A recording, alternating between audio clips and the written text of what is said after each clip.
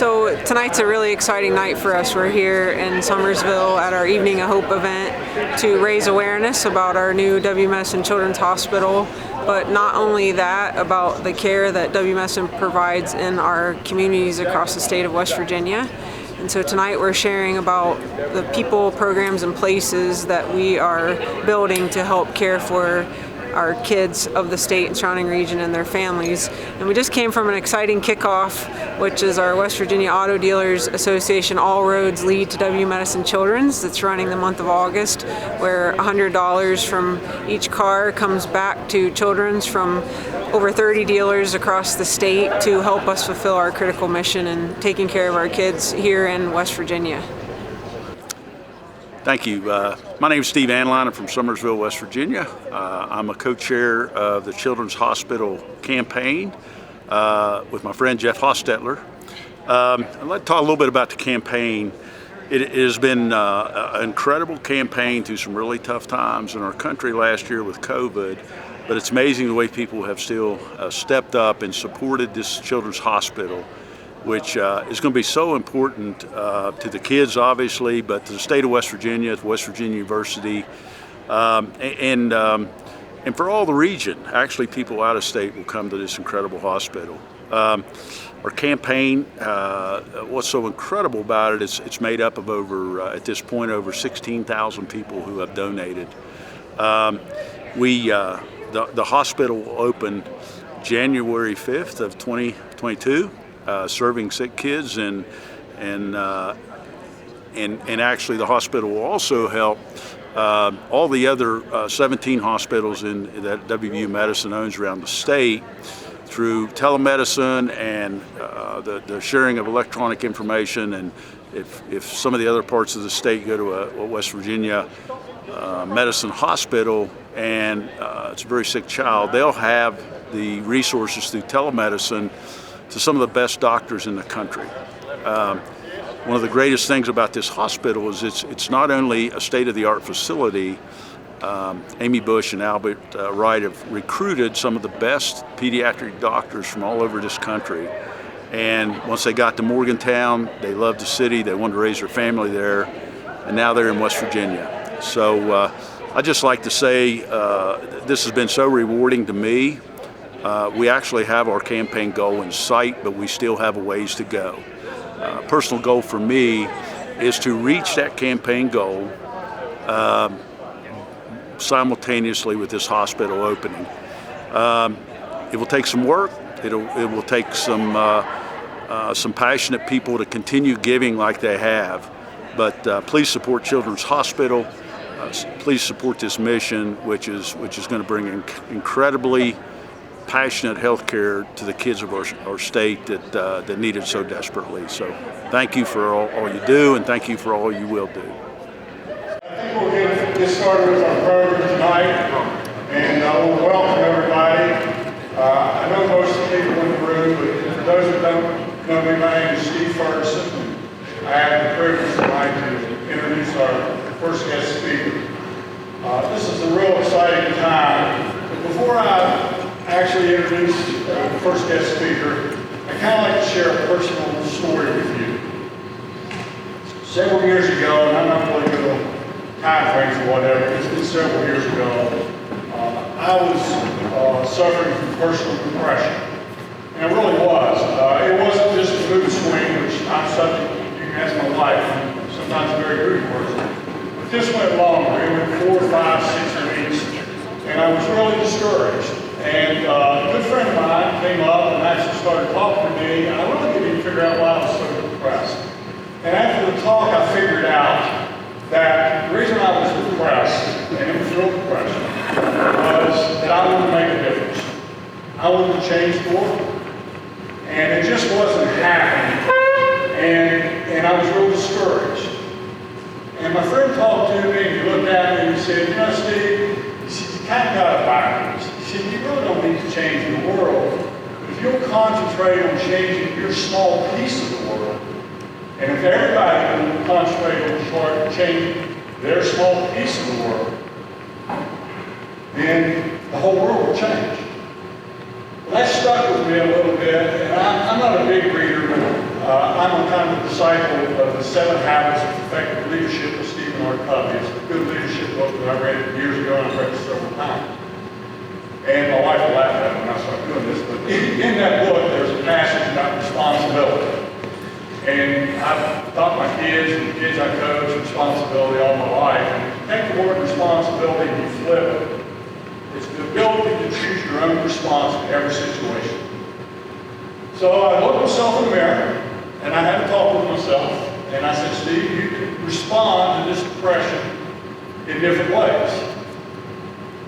And I decided to respond this way. I decided to be more active in our community. I joined Rotary, and I see a lot of my fellow Rotarians here. It's a great club. If you want to get involved, you should try to get involved in this Rotary club. So I got involved with Rotary, and after 2 or 3 years, I was in a leadership position, and we did some really good things right here in this army. We had assembly lines, and we fed people in Africa. And out of that came, okay, we're doing this around the world, what can we do here? And I'm not saying it was the exact same time frame, because it probably wasn't, but we knew we had a local food pantry.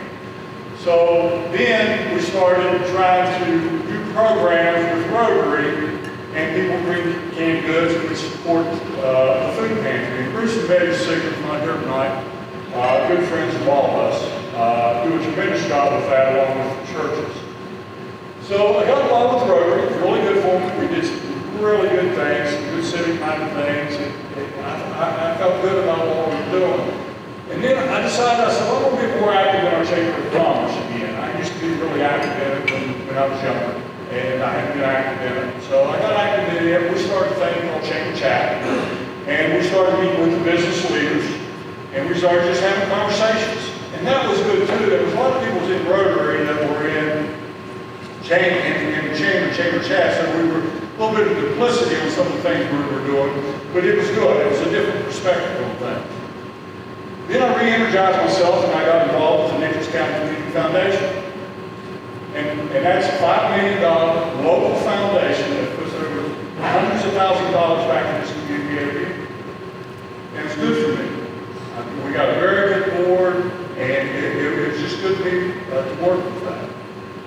Then I started having some conversations with, I've been very fortunate one, and got good mentors, good conversations with people. And I had conversations with our mayor. And I don't want to embarrass Robert. Robert's a Schaefer is a very good friend of mine. He's an outstanding mayor. Most people know. That's the reason he's on his 14th year, I think. But I wanted to know his vision, what he wanted to do in this community. How can I help? How can I do these things? So after doing these things, lo and behold, Robert came and said, you know, our healthcare system, we're struggling with the hospital. Robert and I would always just have these dialogues and fire things off each other. And the local board, I see some local board members here, the old board of Somerville Regional Medical Center, got together with the town, because the town owned the facility and the hospital. And they partnered with WVU Medicine. And gosh, what a great partnership that's been so far. Robert had to go out, WVU Medicine wanted to come in, he had a lot of debt load, he was able to raise a couple $1 million. Thanks to Bill and Patty Bright, put up $1 million pledge, and a lot of people in this room, we were able to raise enough money to match that, and raise a couple $1 million, and start a partnership with WVU Medicine. WVU Medicine turned around, and there became an opening on the regional board in Morgantown. And I was fortunate enough to ask me to serve. And I went up there and met some great people. And so I saw all this going on, and I said, well, here, it is changing. We are changing. We've got the largest man-made lake in West Virginia, 16 miles from line. We now have a national park 20 miles from us. Not to anybody in here's liking, definitely not to mine as far as the speed of it, but we will eventually end up with 2 good state-of-the-art school systems on both sides of the county.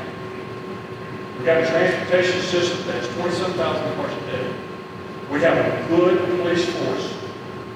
We have good security. We have a progressive county commission, lower property taxes, that wants to try to bring industry in. And it's just And this has nothing to do with me, even though it's my personal story. I'm just telling you what I see. So I see all these things happening, and I say, hey, we changed our piece of the world. We changed Summersville, we changed Nicholas County. When I look back at it. And then I looked at WVU Medicine, I started going up there, and what they're doing in the region part of the state, the original put me on the Ruby board, and it has the Summersville Hospital under its umbrella. And I started looking at what they're doing as far as them changing their piece of the world. And then I was fortunate enough, the position came available and asked me to be on their systems. So I get on there in West Virginia, and this is I'm an old country board person. So I'm pretty overwhelmed with some of this stuff, quite frankly. I'm listening to all this, and their system board, they got all these hospitals. They're a $5 billion entity. They are attracting the most talented people in the world. They branched out. They had hotels in Maryland, Pennsylvania, Ohio, as well as all of West Virginia. They just started managing Princeton, West Virginia. And I say, back on it, we're not only going to change Nicholas County, we're going to change the state. We'll say change the state of West Virginia. Well then, I started getting involved a little bit with West Virginia Children's. And their ambition, and you're going to hear from these speakers tonight, I'm sure, in some way, shape, or form, is not just to be the best children's hospital in West Virginia, not just the best children's hospital in the eastern United States, not just the best children's hospital in our country. They're talking in discussions up there about being the best children's hospital in the world. And you got Bob Huggins up there talking about a cancer center. And he says, why can't we do it here in West Virginia? Now, what a positive attitude. So I went from all that depression to watching things over a period of time and saw how all that worked. And it's just a great story. That's just all I can say. It's not my story, it's all our stories. And there's people in this room, got every one of them I've worked with on some project or another. But anyway, I wanted to share that personal story to kind of set the stage of what we're going to do tonight. And I'm going to introduce the first speaker. The first speaker is on the advisory board of West Virginia Children's Hospital. He's also the co-chair of the Grow Hope Children's Campaign, a $60 million campaign for children. He's a former partner of mine. The biggest compliment I can give him is he reminds me of my father. We're the same age, so that reminds me of my father that way. He's a visionary. My father was a visionary. I'm not a visionary. I'm more than our guest speaker is a visionary. And before I introduce him, let me finish that story. I'm like Paul Harvey, you want to know the rest of the story? That friend that came and talked to me several years ago was our guest speaker, Mr. Steve Allen. So let's give it up to Steve.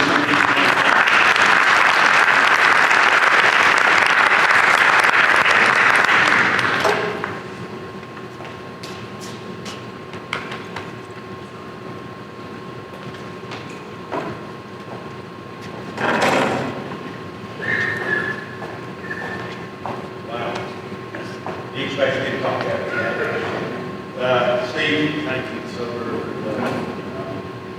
Whenever I had a brother growing up, everybody knows it's my brother. And it's, I'll tell you a little bit before we get into it. Steve and I were business partners. A lot of this is all about life lessons.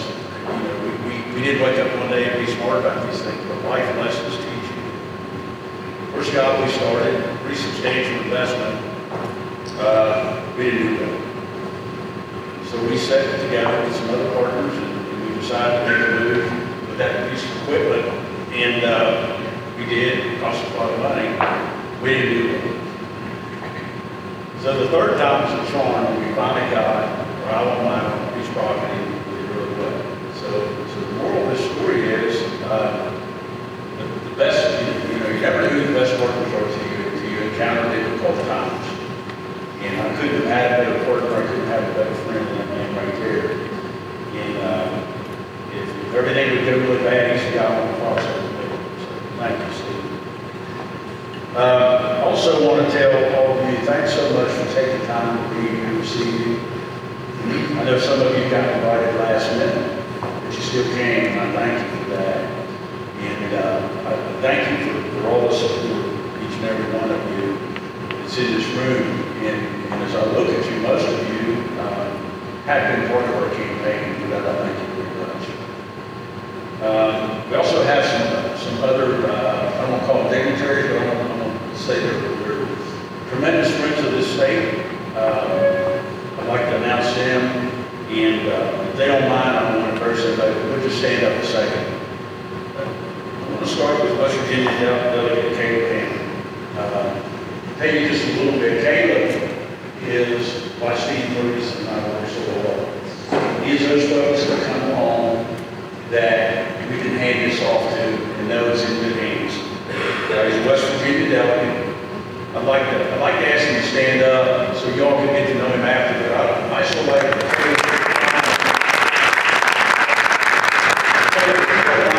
would you just kind of loudly share the word of Jesus God, because it's what we talk about in West Virginia. It's why we're proud of West Virginia. Please tell everybody that. Yeah, definitely. So I was just awarded the John Lewis Youth Leadership Award by the National Secretary of State Association. In 2019 and 2020, I was the youngest state legislator across the country.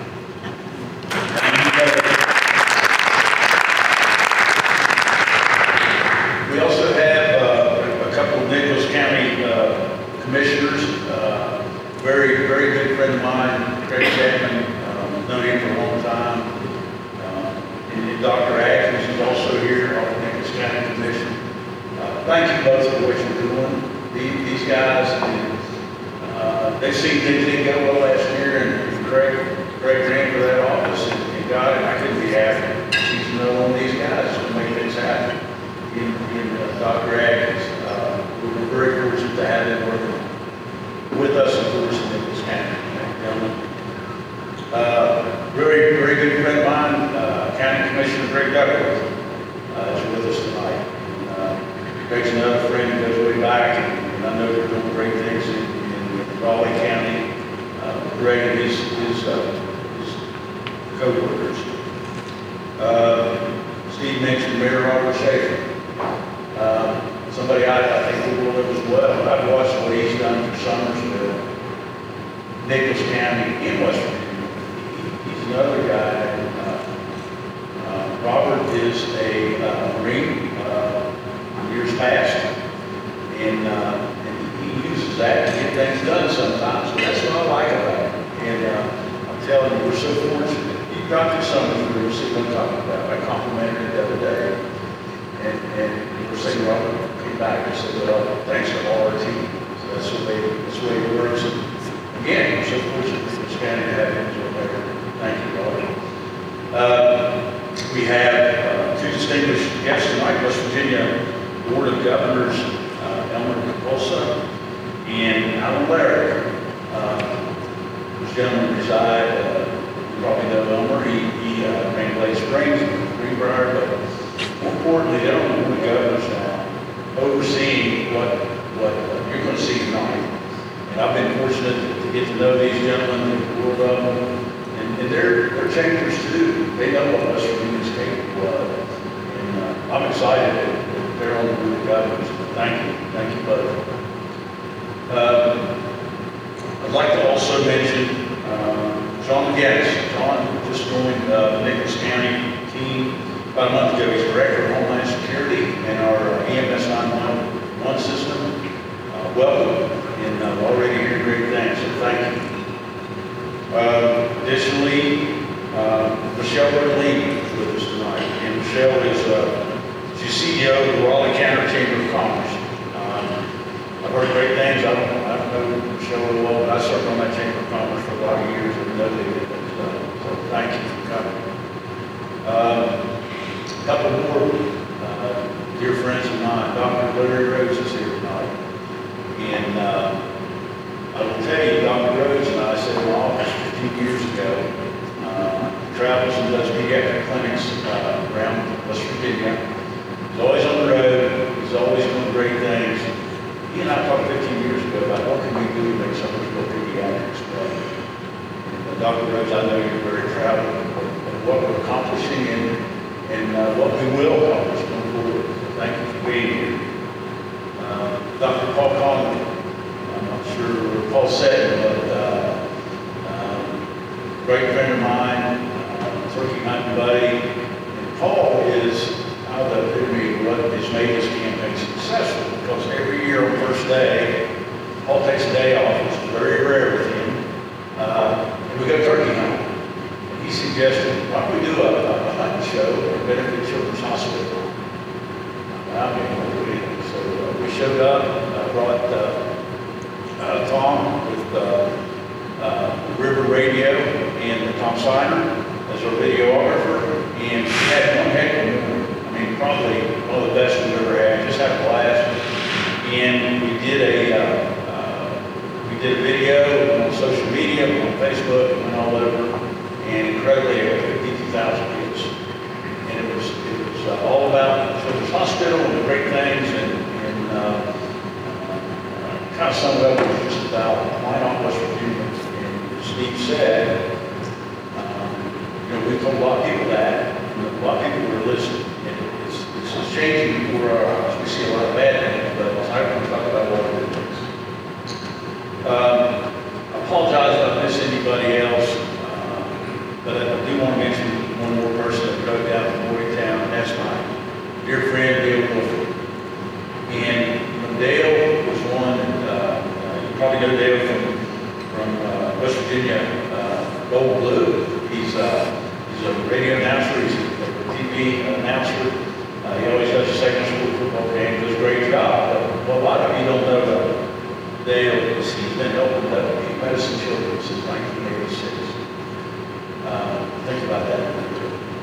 He's done fundraisers, he's jumped in ice-covered ponds to raise money. He's always there. And I know he spent a lot of time in the hospital, especially with a young lady named Skylar, who had to be best friends with Dale. And Skylar was in the hospital with Jamie and I, who has supported me and supported Nicholas County in so many ways with her help to 4-H.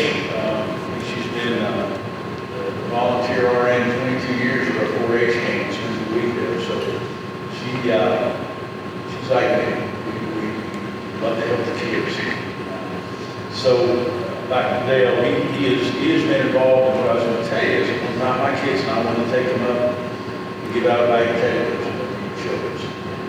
It was a little bittersweet. I was very glad we did it. We left with tears in our eyes. Our kids had a whole different understanding about how fortunate they were, because there were kids who want to spend their Christmas in the hospital. And Skylar was one that was a year and a half old, I think. We gave Skylar a teddy bear, and we could barely hear her talk. She was so sick, and she said, "Mom, you sure be a little sucker." So here's Skylar, a year and a half old, sick, giving. Pretty neat.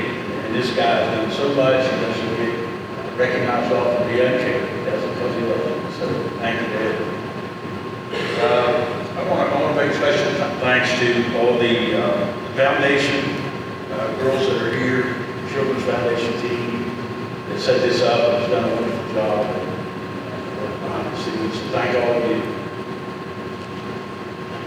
What I want to start with tonight is talking about what Steve talked about, and making a difference where you're at. And then that expands to something, a larger difference.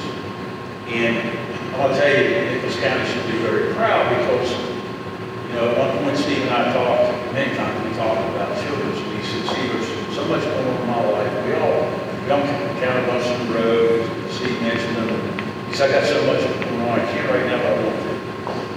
So, of course, my friend space he needed, and then he came back to me and said, "I want to help you." So Ferguson family and Steve put up an incredible gift to start an Outbreaks Region campaign, which is a satellite campaign of WVU Medicine Children's.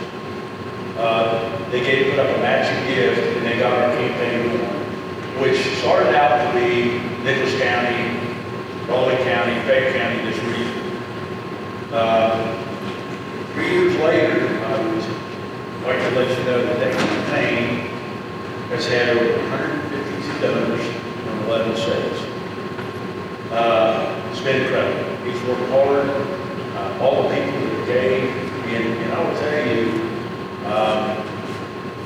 152 year WVU Medicine Children's Campaign has had over 16,000 people, businesses donate.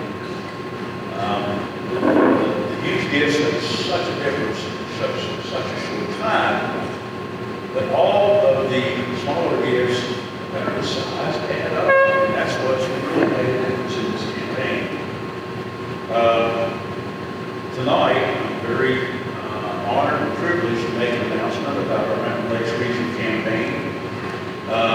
Amy and I have worked with the Rose family over the last several months and talked with them, and they are, we just kicked off a campaign by all the leaders in the state where they will give $100 for every car they sell. And I did a great job. They're way out of the way to continue to contribute to that auto dealership fundraiser. Big thing that I want to share and announce tonight is the Rose family stepped up and made an incredibly significant donation to the Mountain Lakes Region campaign, and our campaign is now been given to go directly to Children's Hospital $1.13 million.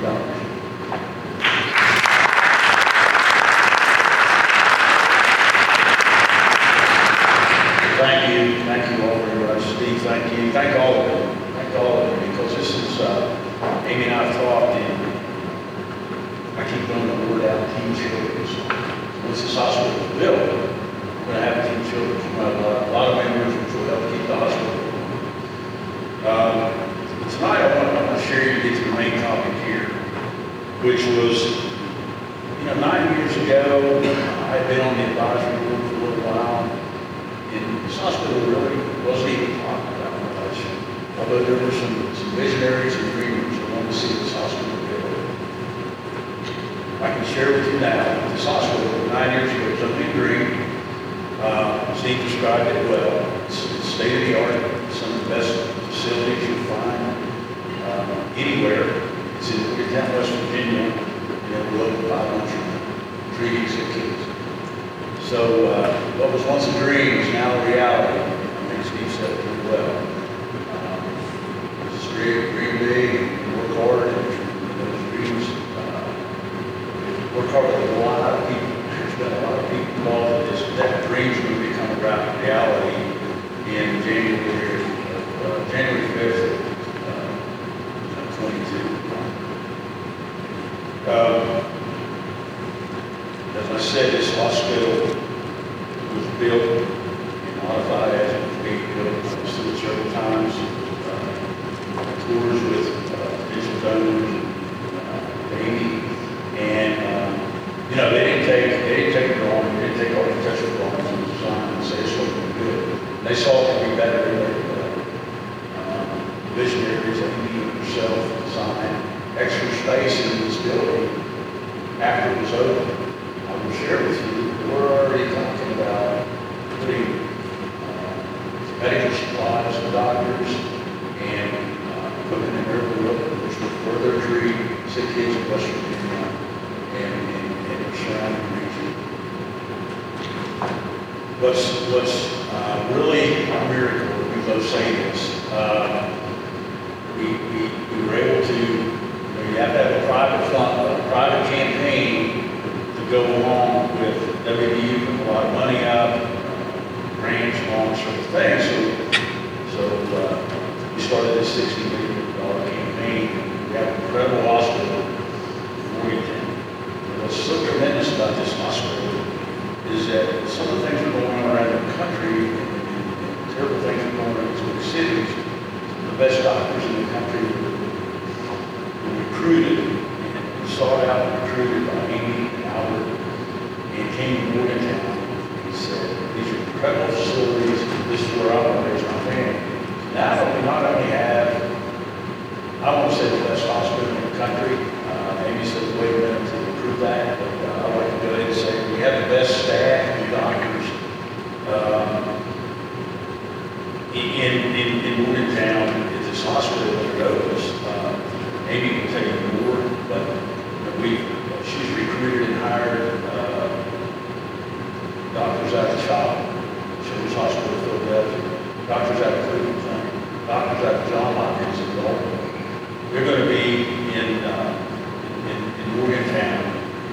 hope none of your kids ever need it, but they're going to be treating the kids of West Virginia and the surrounding state.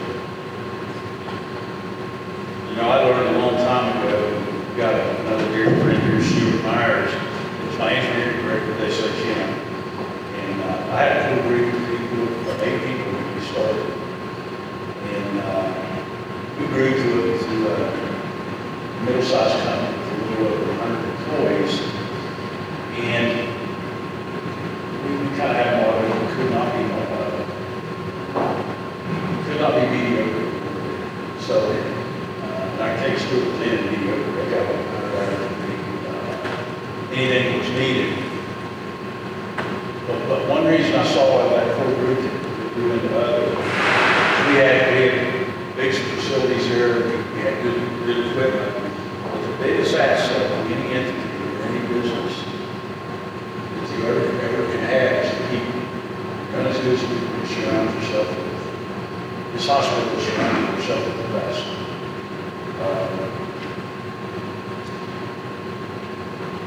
WVU, and I've been blessed to get in the middle of this and see it, and to be able to share this with you personally. WVU in West Virginia, we're incredibly blessed by the fact that we have President McGee at WVU, Medicine, Chief Executive Officer, Albert Wright, we have CEO of Children's, Amy Bush, the passion and the vision to see what they want to do and build this hospital and recruit and convince other doctors to come here. Paul calling off and talking about, wow, West Virginia, and that's what they say all the time. And now we've got other people, some incredibly good doctors, incredibly good people coming to our state and say, wow, West Virginia. Through that vision, WVU Medicine owns or operates 17 hospitals in the state. You probably don't know that. They also are operating 4 additional hospitals in 3 other states. With these facilities, they employ over 30,000 people in the state of West Virginia. It's making such an impact on the healthcare of West Virginia, such an impact on the financial impact to our state. This new children's hospital, we have about 500 staff there, and those folks have been incredible. I may go long here, but I tell you, I gotta tell you some of these things. During the pandemic, these people were already out there in the front lines. And I'll tell you, it's about Amy. She says, all you do during the day, there are RAs who are working 14 to 16 hours a day. She was normally in after her shift and helping with RAs for 6 hours. I know we all know how hard these first line workers work. It's incredible. It's incredible what they do in medicine. And a lot of that's not only from the facilities, but it's a strategy coming from the top down, like healthcare, and that's what sets it